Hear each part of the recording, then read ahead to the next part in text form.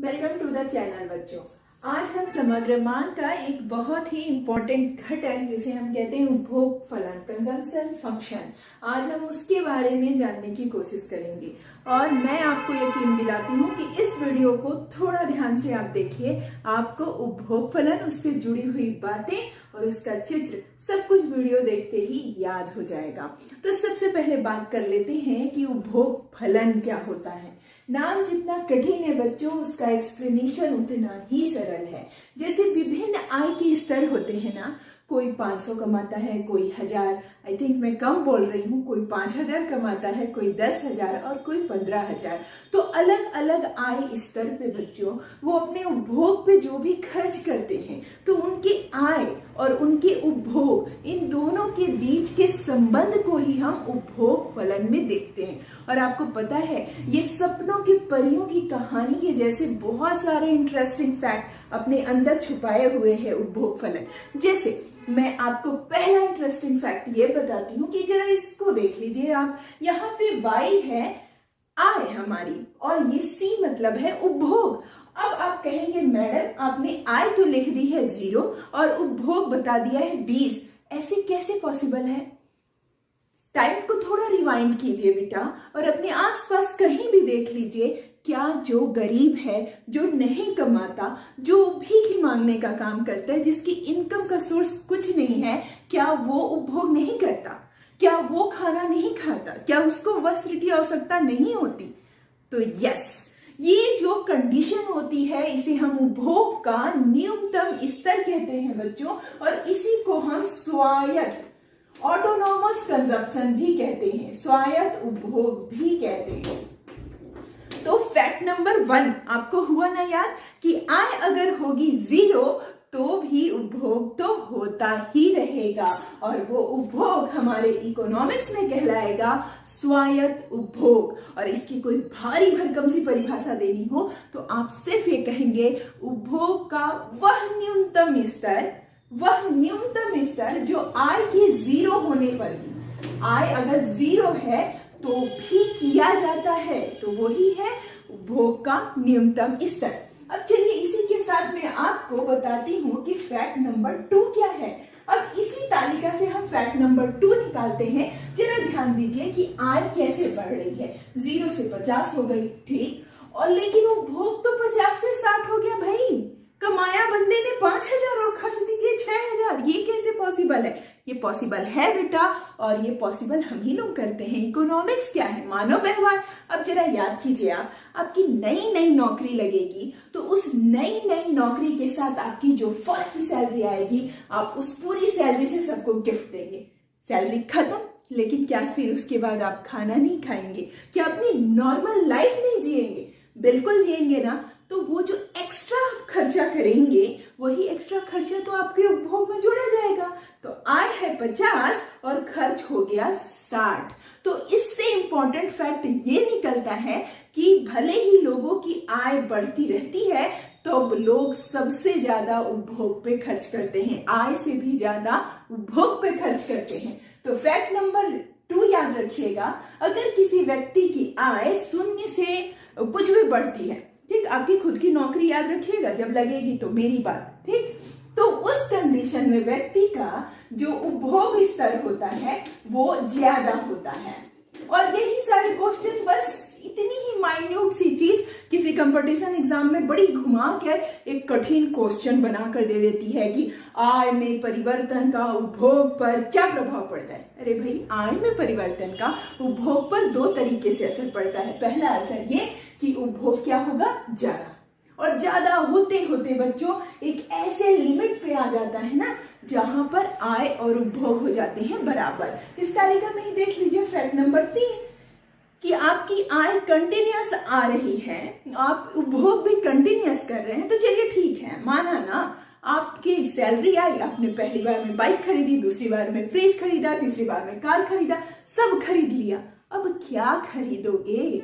तो आप वहां से बचत की सोचने लगोगे बेटा, और जब आप बचत की सोचने लगोगे तो आपका उपभोग खुद ही कम होने लगेगा, और फिर वो एक कंडीशन ऐसी आएगी जब वो आय के बराबर हो जाएगा।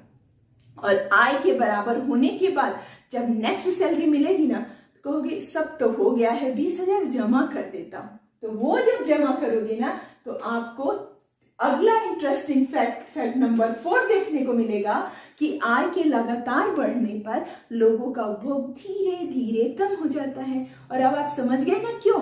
आपके खुद के बिहेवियर के कारण। पैसे पहले मिले, आपने खूब खर्चे, खूब चीजें खरीदी, फिर धीरे धीरे आपको समझ में आया सब तो हो गया मेरे पास, और लास्ट में जब सब हो गया तो चलो भाई बचत कर लेते हैं। यही सेम चीज बच्चों हम उपभोग फलन के अंतर्गत उसकी आवश्यक बातों में याद रखते हैं। फैक्ट नंबर 1 कि जब आय 0 हो तो भी उपभोग होता है और इसे हम ऑटोनोमस कंजप्शन कहते हैं। फैक्ट नंबर 2 कि आय के बढ़ने के साथ उपभोग थोड़ा ज्यादा बढ़ता है।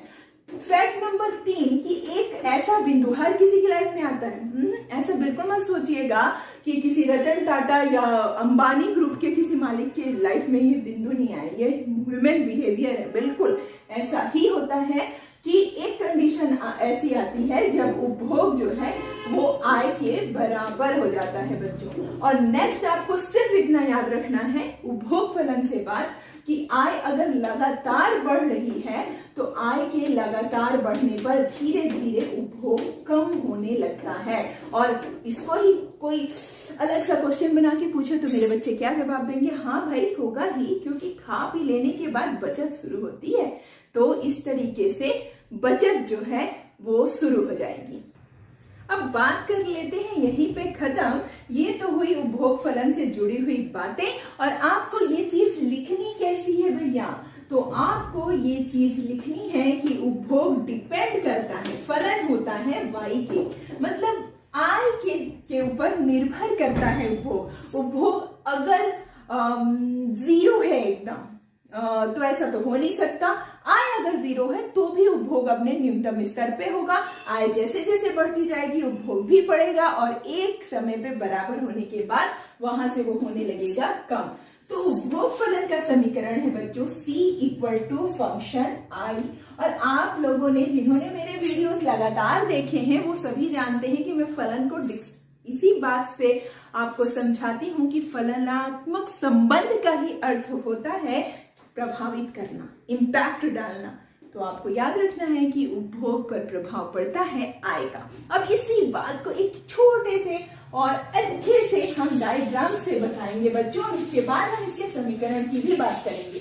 बहुत आसान है, आई होप आपको याद हो गया होगा। Point number 1, 2, 3 and 4। अब चलिए हम बना लेते हैं एक उपभोग फलन रेखा। तो दोनों बनानी पड़ेगी बच्चों, y भी दिखाना पड़ेगा आपको और c भी दिखाना पड़ेगा। लेकिन एक बात जो आपको बहुत ध्यान रखनी है कि आप जब उपभोग को दर्शाएंगे तो ये 0 वाली कंडीशन भी रहेगी उसमें, ठीक? जैसे मैं यहाँ पे अभी 20 का डिफरेंस ले रही हूँ फटाफट। ये हो गया मेरा 80, लंबा जाना पड़ेगा, 100, ये यहां से भी रब करना पड़ेगा। आप लोगों ने तो नोट कर ही लिया होगा, 120, 140। ओके, और इधर हम दिखा देते हैं भाई आय को। यहाँ पे भी हम ले लेते हैं 20 का डिफरेंस, 40, 60, 80, 100, 120, 130 एंड 140 एंड 160। ओके, ये रहेगा। अब आपको आय को दर्शाना है, तो आय को दर्शाने का एक ही, ये तो बढ़ती हुई है, ठीक? आप यहाँ जो बिंदी है उसे लगा लीजिए अपने डायग्राम के लिए, 100 एंड देन 150। तो जब भी आप आय को बनाएंगे बच्चों, आपको याद रखना है कि आय की जो रेखा आप बनाएंगे वो आय की रेखा 45 डिग्री की होनी चाहिए। अब क्वेश्चन नंबर 1, मैडम 45 डिग्री की ही क्यों? तो ये बात याद रखिएगा बेटा कि किसी भी रेखा को जब इकोनॉमिक्स में 45 अंश का दिखाया जाता है तो उस रेखा को हम होमोजीनियस मान लेते हैं, समरूप मान लेते हैं। और जब हम बात कर रहे हो उपभोग फलन की या बचत फलन की, तो चूंकि ये दोनों आय से प्रभावित होते हैं तो इसलिए हम यहाँ पर आय रेखा को 45 अंश का रखते हैं। और इसके नेक्स्ट जब मैं आपको जीडीपी का संतुलन बताऊंगी, अल्पकालीन संतुलन, तो आय बराबर जीडीपी होगा। दैट्स वाई वहां पे भी हम 45 डिग्री का ही रखेंगे। तो पॉइंट टू बी नोटेड और भूलना नहीं है और ध्यान देना है कि 45 अंश की रेखा ही आय के लिए आप बनाओगे। अब यहाँ पे जब आप उपभोग को बताना शुरू करोगे बेटा, तो उपभोग शुरू हुआ है 20 से, तो आप उसको 0 से नहीं ले सकते। आप 20 से जब इसे आगे बढ़ाओगे, मैं यहाँ पर अनुमानित कर रही हूं, आप सभी ग्राफ को खींच के बनाइएगा। तो जब आगे बढ़ाओगे ना, तो ये रहेगी y और ये रहेगी c रेखा। ये हमेशा उपभोग आय से ऊपर की तरफ होती है। और ये कंपटीशन एग्जाम और आपके बोर्ड एग्जाम का भी बड़ा फेवरेट क्वेश्चन है कि वो डायग्राम देके पूछता है कि हमेशा उपभोग जो है रेखा आय की रेखा से ऊपर क्यों होती है। तो आपको ये फैक्ट वहां पे बताना है कि व्यक्ति की आय भले ही 0 हो, लेकिन वो उपभोग करता है और उसे हम ऑटोनॉमस उपभोग या स्वायत्त उपभोग के नाम से जानते हैं। इसलिए हमेशा स्टार्टिंग में उपभोग की रेखा आय की रेखा से ऊपर होती है। उसके बाद बच्चों जो दूसरा क्वेश्चन आता है कि व्हाट इज दिस, ये क्या है, तो ये सम विच्छेद बिंदु या ब्रेक इवन पॉइंट है। अब ये जो ब्रेक इवन पॉइंट है वो उस जगह को बताता है बेटा जहां पर आय और साथ ही साथ समझिए कि उपभोग दोनों बराबर हो गए। मतलब ये जो कंडीशन है ना, ये कंडीशन को बताने का काम करेगा कौन, ये ब्रेक इवन पॉइंट। और इस चित्र से जो तीसरी बात आपके सामने निकल के आएगी बेटा वो यही है कि आप बताओगे कि शुरू में तो उपभोग ऊपर रहता है। देखिए ये सी फंक्शन रेखा है और ये क्या है, y फंक्शन रेखा।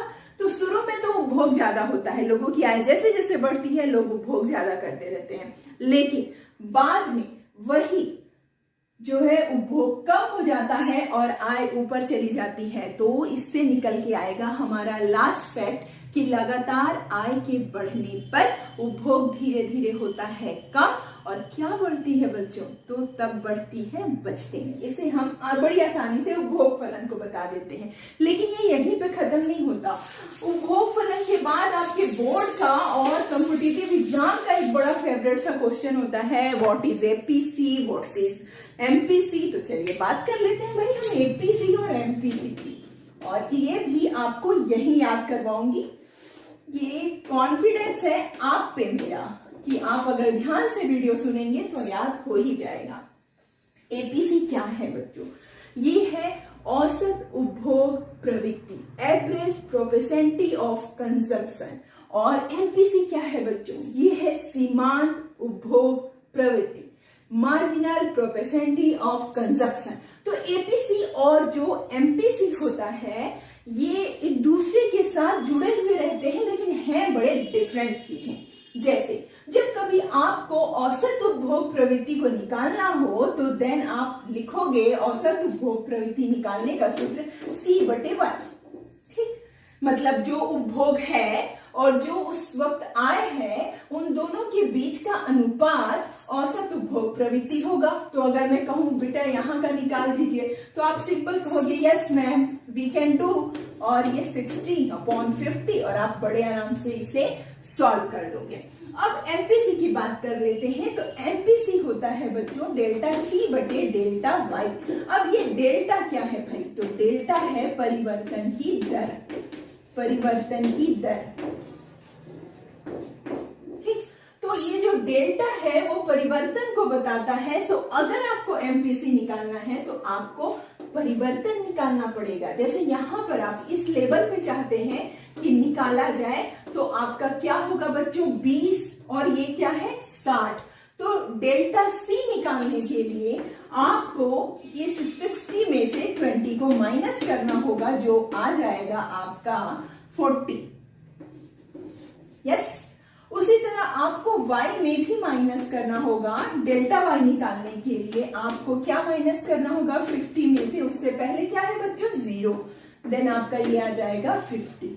फिर आप इस सूत्र पे रखिए इसे, डेल्टा c आपका कितना आया 40 और डेल्टा y कितना आया 50, आप इसे काटेंगे तो 0.8।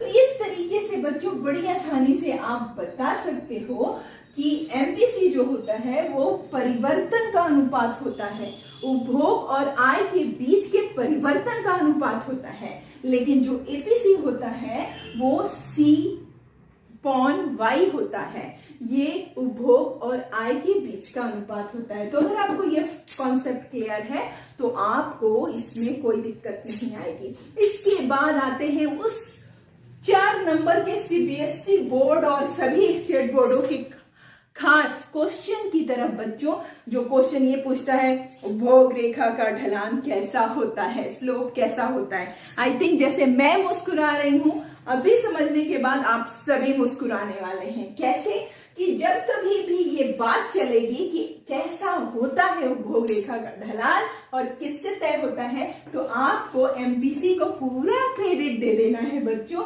वो तय होता है सीमांत उपभोग प्रवृत्ति से। Point to be noted, keep calm, शांत होके अपने माइंड में दोहराइए, हमेशा हमेशा उपभोग जो प्रवृत्ति होती है, उपभोग रेखा जो होती है, उपभोग फलन रेखा जो होती है, ये सारे नाम एक साथ अलग अलग पूछ लिए जाते हैं और बच्चे हो जाते हैं कंफ्यूज। तो आपको बस याद रखना है कि उपभोग फलन पूछे, उपभोग प्रवृत्ति पूछे तो आपको ये याद रखो कि ढलान जो है वो एमपीसी से ही तय होती है। अब चलिए मैं इसका डायग्राम भी आप लोगों को शो कर देती हूँ कि कैसे आप कैसे बताओगे भाई कि एमपीसी से तय होती है। तो आपको ये बताने के लिए कुछ नहीं करना है, सिंपल यही जो है डायग्राम उसे ही आपको यहाँ पर बनाना होगा और हम यहाँ पर प्रूफ करेंगे कि एमपीसी से रेखा का ढलान शुरू होता है। तो यहाँ से शुरू कर लेती हूँ, जैसा था 20, 40, 60, 80, 100 और ये आ गया 140, ठीक। और यहाँ जैसे हम लोगों ने लिया था 20, 40, 60, 80, 120, 140 एंड देन थोड़ा तो लेना पड़ेगा 160, ठीक। अब हम बात करते हैं कि उपभोग रेखा बनाए। उपभोग रेखा जो है वो 20 से शुरू करेंगे हम, तो ये रहा 20 बच्चों। अब उपभोग जो है वो 60 के बराबर है और आप आय का स्तर भी मैच कर लीजिए, ये आय का और ये गया 60, ये यहाँ पे आया। अब नेक्स्ट जो लेबल है वो है 100 एंड 100, तो इधर भी 100 होना चाहिए और इधर भी 100 होना चाहिए, आई जस्ट प्रेडिक्टेड। और उसके बाद जो है वो आई स्तर होना चाहिए 150 और इधर है 140। तो ये आपकी बन गई उपभोग की रेखा और इस उपभोग की रेखा में आपको स्लोप निकालने के लिए कहा जाएगा। तो स्लोप निकालने के लिए आप क्या देखोगे, तो चलिए किसी भी एक बिंदु को हम ले लेते हैं। जैसे मैं ले रही हूं 100 to 150 वाले बिंदु को मैं ले लेती हूं। तो ये मैंने यहाँ पर दर्शाया है, ये थोड़ा ऊपर, ये यहाँ पे 150 वाला जो बिंदु है ये अपना, यस 150। अब जब 150 आय हुई है तो 140 हमारा रहा है, ये देखिए ये यहाँ पे 140 हमारा रहा है उपभोग। तो इसके बीच के परिवर्तन को अगर आप देखें यहां से मिलाते हुए, ये यस कि 100 से बढ़कर 140 होने में, ठीक, ये इतना जो एरिया आया बच्चों यही है स्लोप, ठीक।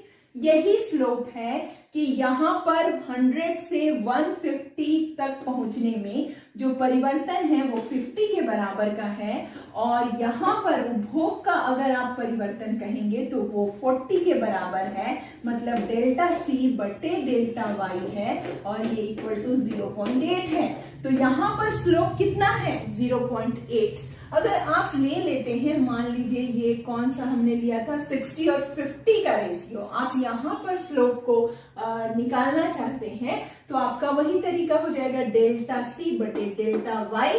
तो यहाँ पर भी डेल्टा सी कितना है बच्चों, 60 में से 20 को घटाएंगे तो ये हो गया 40, और यहाँ पे 50 में से 0 जाएगा, ये हो गया 50, और यहाँ पे भी कट करने पे 0.8। मतलब टोटल जो उपभोग की रेखा है उस उपभोग की रेखा का ढलान सिर्फ और सिर्फ सीमांत उपभोग प्रवृत्ति से तय होता है।